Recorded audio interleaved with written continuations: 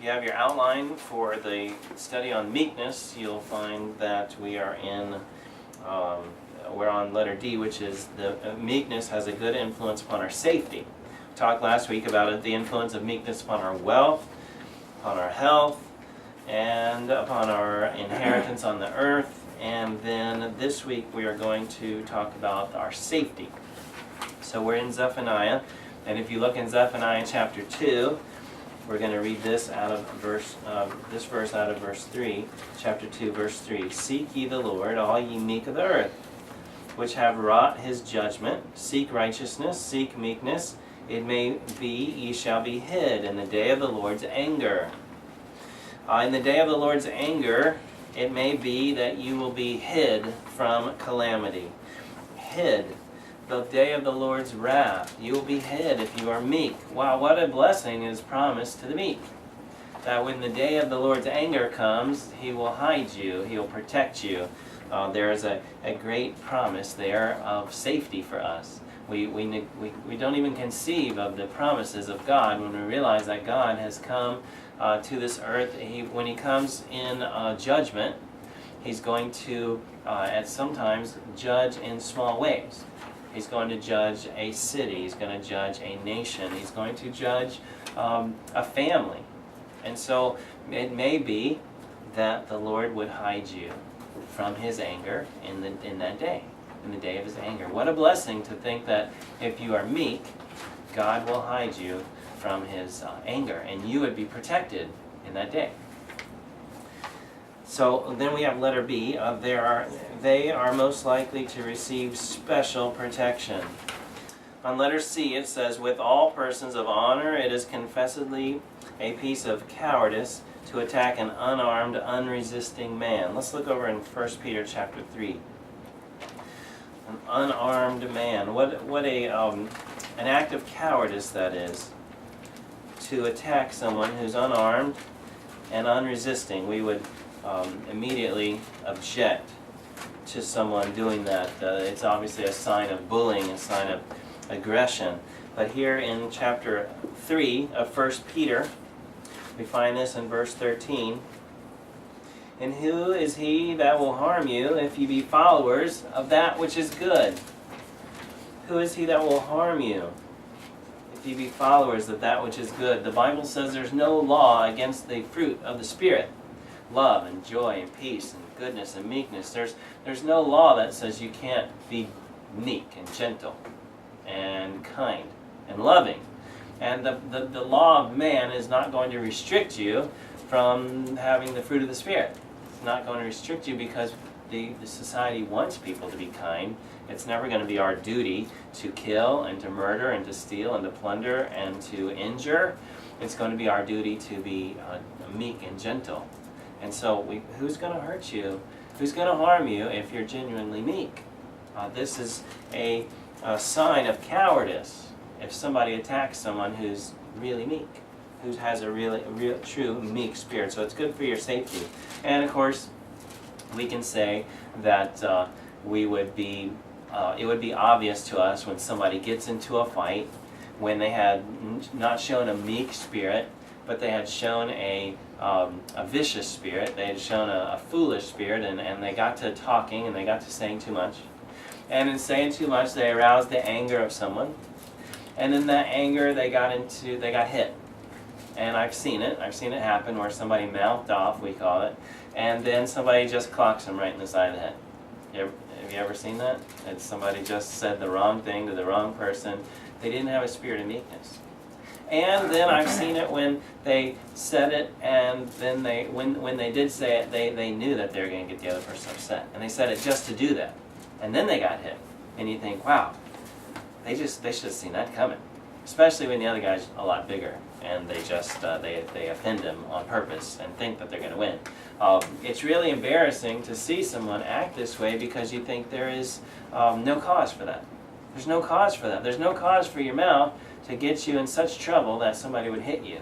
And that is obviously a foolish and unwise thing to do. But how many times have you seen that happen where somebody just couldn't do the right thing?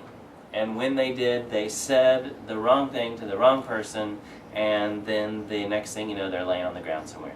And it's really a shame. But here with meekness, what a blessing for the safety. Nobody's going to attack you for your meek spirit. Nobody's going to attack you and harm you because you did something with a meek and quiet spirit. Now, it may be that you would get somebody upset by that because you refuse to answer them. But very likely your safety is going to be intact. You're far more likely to get in trouble if you don't stop saying the wrong thing to the wrong person, right?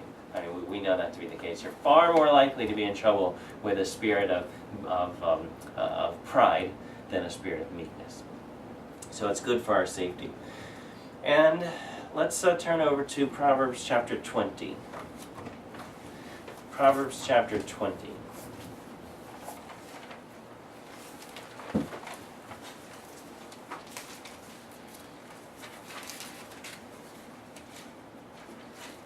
Proverbs chapter 20, we're going to look in verse 3.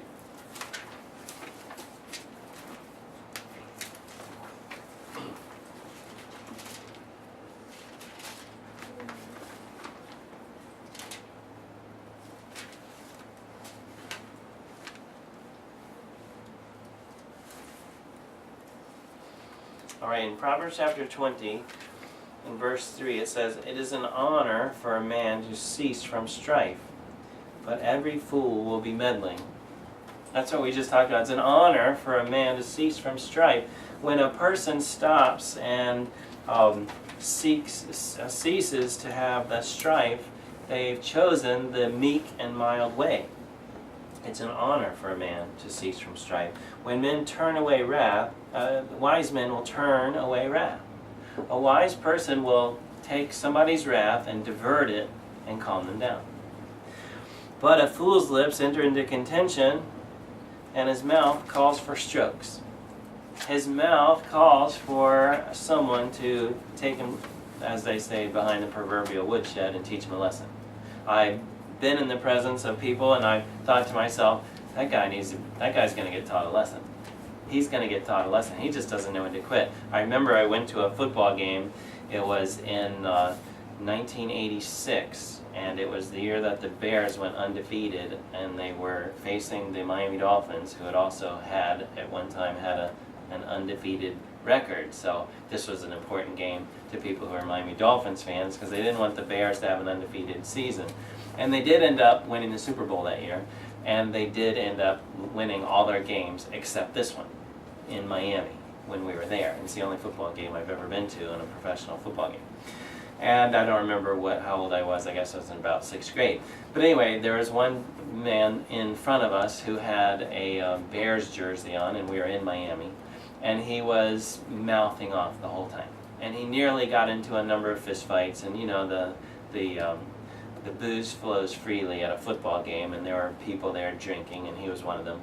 And he was very loud, and he was in the midst of a bunch of people that were Miami Dolphins fans, and so it was kind of getting intense, and he was yelling back and forth, and then the team started to lose, and he ended up, at the end of the game, since everybody was on him so much, he ended up taking off his Bears jersey and just chucking it down. But I was surprised that he didn't get himself into a fight, because he was in the midst of a whole bunch of people who disagreed with him, and he just kept talking louder and getting meaner, and everybody was yelling at him, and it was going to get ugly. And my dad just said, watch that guy, he's going to get taught a lesson. And by the end of the game, he capitulated. He took off his Bears jersey and threw it down. But he nearly got himself beat up. And it's a shame to think, of course, alcohol will do that to you. And if you decide to drink, you run the risk of saying the most stupid things of your life. And someone will tell you probably what you said, and you won't even believe it, how dumb it was, and to the wrong person. Because you think you're 5 feet taller and have a lot more muscles when you start drinking. That's been the experience of most people.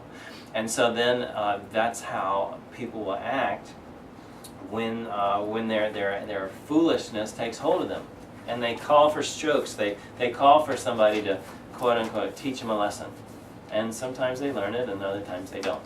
And so this is just typical of the man whose mouth can't do anything but be foolish, and it's wise of a man to turn away the wrath of someone else. Letter B. This is a little allegory here. The two goats that met upon the narrow bridge were both in danger should they quarrel, but were both preserved by the condescension of one that lay down and let the other go over him. It is the evil of passion that it turns our friends into enemies, but is the excellency of meekness that it turns our enemies into friends, which is an effectual way of conquering them. You picture those two goats there, one looking at, these two goats here, they're looking one at the other on a narrow bridge, and they both thinking, all right, how are we going to work this out? Because I'm not backing up, and nobody can turn around, so they both have to go forward. So the one goat said, well, I'll just lay down, you go over top of me. Now, had he not done that, it would have been ugly. It would have been very ugly. And it reminds me of the story. The man said two men lived in the same house. They were friends, and one was very strong, and one was very weak. And the man who was very strong, his will was always done. And the question was posed, could the weak man ever be happy? Since the strong man's will was always done. And the answer, of course, immediately you think, well, no, because the weak man's will is never done. But you make an assumption that their wills weren't the same. If the strong man's will and the weak man's will were to do the same thing, then the weak man would be perfectly happy, because he would always also have his will done. And that's how it is with us and God. We're the weak man, and God is the strong man. And we can resist him and be unhappy our whole lives. Or we can choose what he wants and be happy, and his will's always done. But ours is always done too, because we want his will. Even when it conflicts with ours, we still choose his over ours. And so we can still be happy even if our will is not done, so long as we decide to give up our will and make it the will of the stronger man. And so God gives us this path of happiness. Condescension here in the goat is a sign of meekness. Let's turn over to 1 Samuel chapter 26. 1 Samuel chapter 26.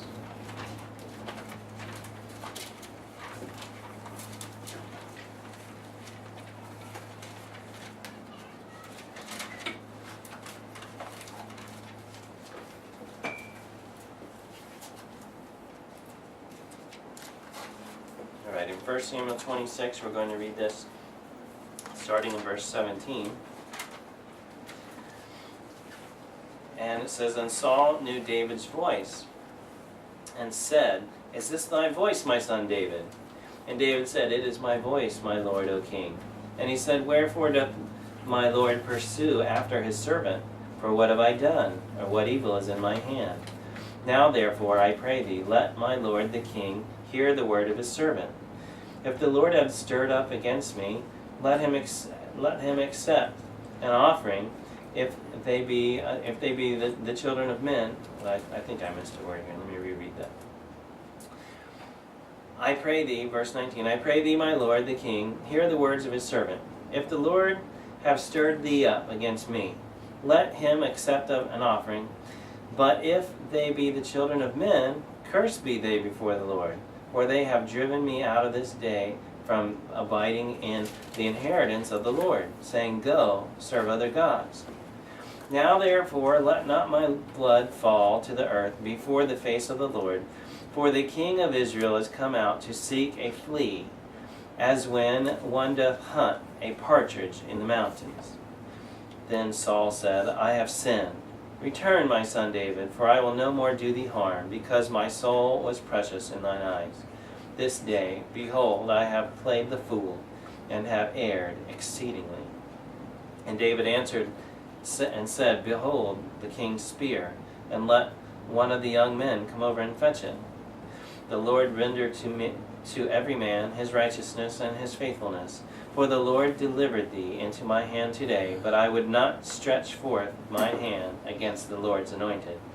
And behold, as thy life was much set by this day in mine hands, so let my life be much set by in thine eyes of the Lord, and let him deliver me out of all tribulation. Then Saul said to David, Blessed be thou, my son David, thou shalt both do great things, and also shalt prevail. So David went on his way, and Saul returned to his place. And David said in his heart, I shall now perish one day by the hand of Saul. There is nothing better for me than that I should speedily escape into the land of the Philistines, and Saul shall despair of me to seek any more in any coast of Israel. So shall I escape out of his hands. And David arose and passed over with his 600 men that were with him unto Achish, the son of Moab, king of Gath. And David dwelt with Achish at Gath, and he and his men, every man with his household, even David with his 2 wives. And it was told Saul, verse 4, that David fled to Gath, and he sought no more again for him. What a story we have here of David and his meekness. David has been sought of by Saul, who was jealous of him. God had anointed David king over Israel, and God had rejected Saul, and Saul was feeling the pinch of David's righteousness and David's integrity. He was feeling the pressure of it, knowing that he himself was guilty. When a man feels guilty, he begins to act very angrily. When a man feels guilt, he begins to lash out at those innocent who are standing by, and especially those innocent that caused some of his guilt. And therefore, Saul sought David's life. And in Saul's mind, if he had been able to kill David, then his problems would have been solved. Of course, it would not have been solved. He would have killed, he would have tried to, he's attempting to thwart God's plan, and that would not have solved any problems. However, David comes back with this response, and David finds Saul, and he, instead of killing him, he takes the spear that was laying by his side. And in taking the spear, he then holds it up and says, see, Saul, I've spared your life. And David overcame Saul's anger. And in his wisdom, he conquered his enemy. See, Saul gave up searching for David. Saul gave up trying to kill David, and then David went a step further, and he moved away from him to a more safe environment. At which time Saul decided, I'm not going to seek his life anymore. Now David could have done something to insult Saul. He could have done something to aggravate him and make his ego feel crushed. And so David did not do that. David could have done that. And he had sort of a right, if you look at how Saul was treating him, to call Saul out on it and to speak to him harshly. But of course, he respected Saul. He respected the office. And so David has done the right thing. David has shown meekness, and what has he done? He's turned Saul's anger away from him. Saul's confessed his sin in front of everyone, and he said, I'm going to do no more harm to you, and he turned away. And then what a blessing that was for David, I'm sure, to think that he is having he's having finally a little relief in his life from the aggression of a hunter who's out for his soul, out for his life. And he won that battle because he had a meek and quiet spirit. He won that battle because he spoke to Saul according to the Spirit of God and not according to his own flesh. And that is our hope. We have the ability to have safety when we are able to speak to people in the spirit of meekness and take their anger, which they directed us, and redirect it towards calming them down. It's a very, very important and wise thing to be able to do. Let's go ahead and pray.